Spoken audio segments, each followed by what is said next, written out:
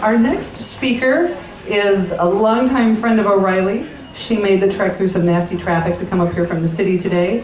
She is known as the open source diva and will explain to us how open source software not only changed the world of Microsoft and the rest of the software world, but changed everything. Denise Cooper. Hi there, everybody. So I'm here to talk to you about how the internet helped create a pervasive movement of open source. How many of you guys know what open source is? Ah, excellent. Well, some of this you're going to get all the jokes. That's perfect. Excellent. That picture is really cool visualization of the web about 2 years ago.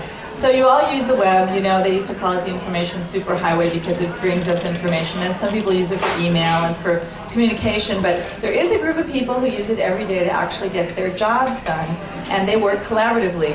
They're different than you and I. Or maybe they're the same as you and I don't know, but they want to think about a future. They want to be the future that they want to see, and they want to think about using their work, the product of their work, in a more sharing way, a more friendly way.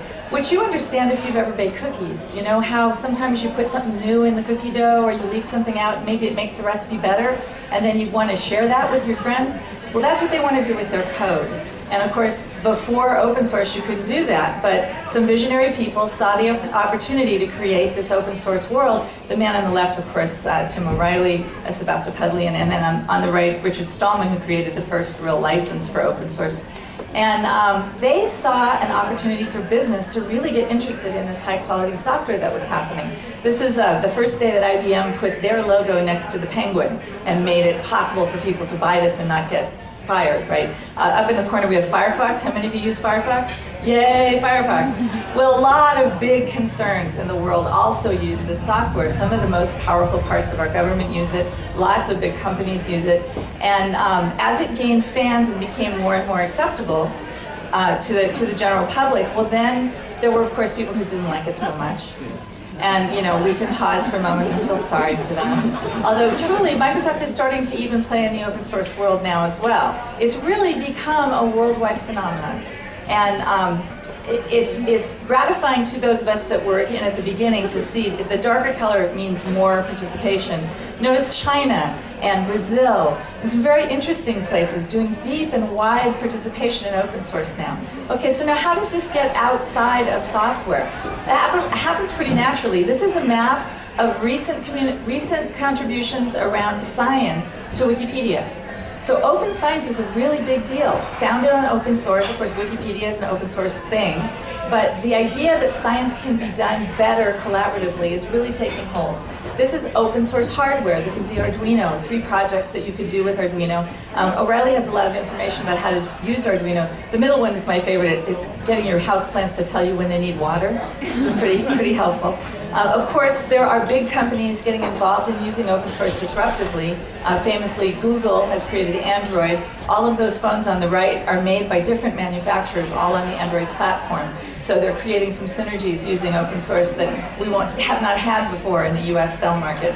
And actually, technically, extreme sports is also an open source thing because the apparatus is made by practitioners the first time, and then big manufacturers pick it up and reproduce them, and nobody cares about royalties. They're just happy to have the stuff. Of course, all culture is fundamentally open source, although there have been laws enacted in the last few decades to try to limit the mixing or remixing of culture, but the Creative Commons, thanks to open source, has helped us open that up.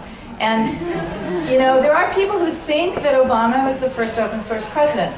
That's because he was going for a grassroots appeal. Partially that's why. But the other reason, and I actually was just in Washington last week and at Gov2O Summit a couple of weeks ago, I can say he is trying to increase transparency in government. It's a hard process to go through, but open source is fundamentally about transparency in process. And it's so common now in software and in other areas that it's actually seeping into government. There's change happening, you know, shockingly quickly for the Beltway.